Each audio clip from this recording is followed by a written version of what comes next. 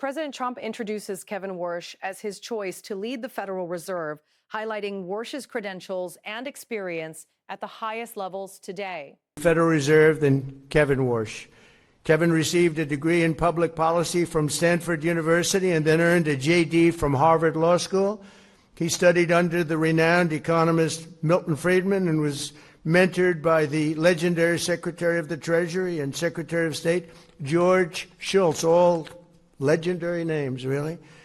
Kevin has worked at the highest levels of the financial world as an executive in the private sector. He did very well, and he served at the highest reaches of government as a senior economic advisor in the White House. He knows the White House very well. He's walking through the White House. He's pointing things to me that I didn't even know.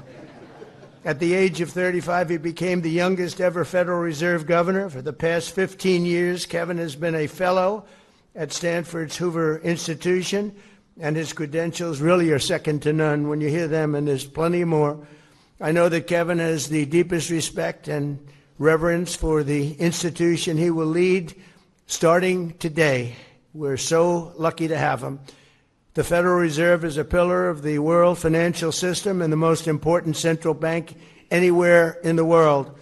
With a history stretching back more than 100 years, it is truly the institution that's most looked to and most respected, and it's now taken on a new and even higher respect, in my opinion. And honestly, I really mean this. This is not said in any other way. I want Kevin to be totally independent. I want him to be independent and just do a great job. Don't look at me. Don't look at anybody. Just do your own thing and do a great job. Okay?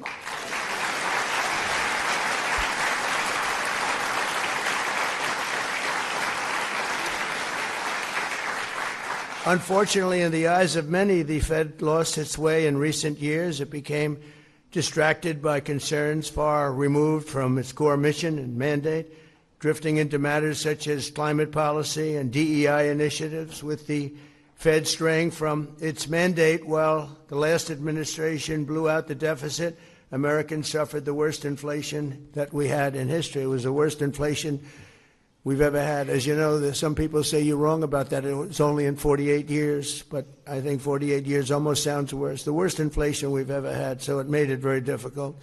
Kevin has spoken often about the need to restore the Fed's integrity by returning to a proper focus. He urges a totally independent Fed focused on price stability and full employment, saying Warsh will restore integrity and proper mandate focus, insisting on independence. On its two functional and really fundamental responsibilities: maintaining price stability and low inflation, and achieving full employment. And we talk about it, we've talked about it often.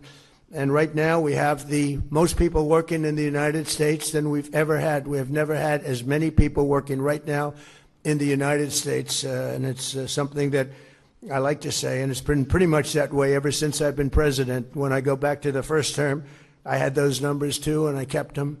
And we've done things that are really amazing, but we can bring it to a new and higher level with Kevin. I think we can bring it to a level that nobody ever thought possible. By following through on this vision, Kevin will restore confidence in the Fed, which is so important, and among Americans all across the political spectrum and people from all over the world. And they're going to be looking to Kevin, probably and possibly more than any other person that's had your esteemed position before. I think that's true, Kevin. You got a lot of people watching.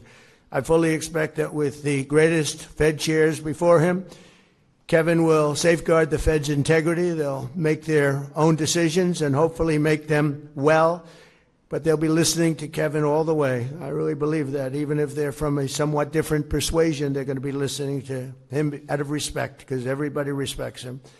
Thankfully, unlike some of his predecessors, Kevin understands that when the economy is booming, that's a good thing.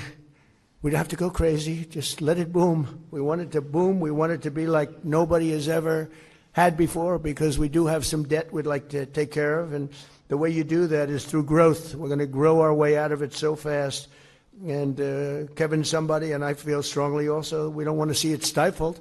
We want to stop inflation, but we don't want to stop greatness.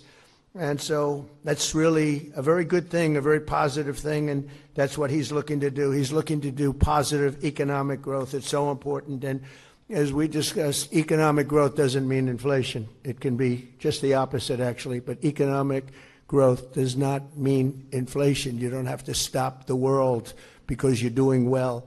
Kevin's also said that he'll bring much-needed reform and modernization, transforming obsolete data collection methods, rolling back reliance on inaccurate models, and curtailing the Fed's practice of issuing so-called forward guidance.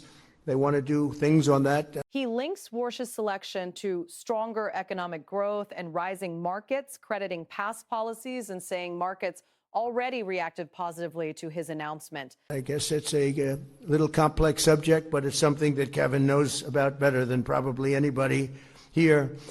He has the temperament and leadership abilities to foster collaboration among the entire board, and I know he will welcome robust debate.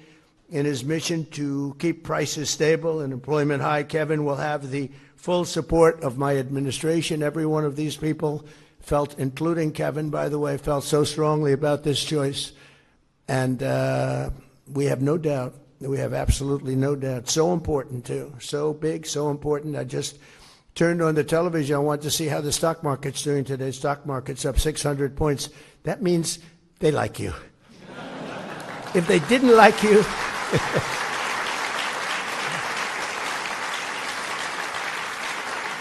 it's actually up to 50,702. So that's as of about 12 minutes ago. Now, who knows? But I think it can only go up. I think with you, it's only going to go up. That was a number that nobody thought was reachable during my entire 4 years. If you look at some of the great pundits, they said, well, 50,000 would be impossible during the 4 years, but sometime after, we hit it in the first year, but now we're really hitting it. And think of it, it's up to 50,702.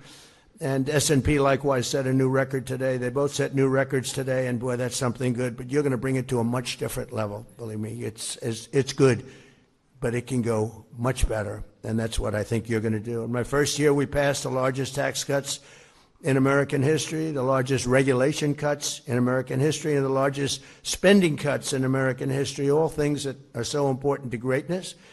And last year, we slashed the budget by almost $500 billion. At the same time, our military was at $1.2 trillion, and we'll be doing the one thing we are going to be doing is, and we build everything in America. We build it here. It's jobs, jobs, jobs, but it's also strength, strength, strength. We're going to be submitting a military budget for $1.5 trillion. We have the greatest military in the world. I built it during my first term. I didn't know we'd be using it so much in my second term, but they gave away a little bit of it during somebody else's term, foolishly, but it's a very small part relative to the whole. But we have the greatest military in the world. I was with President Xi, and I said to him, we have the greatest military in the world, and he actually didn't agree. We had a great meeting. He actually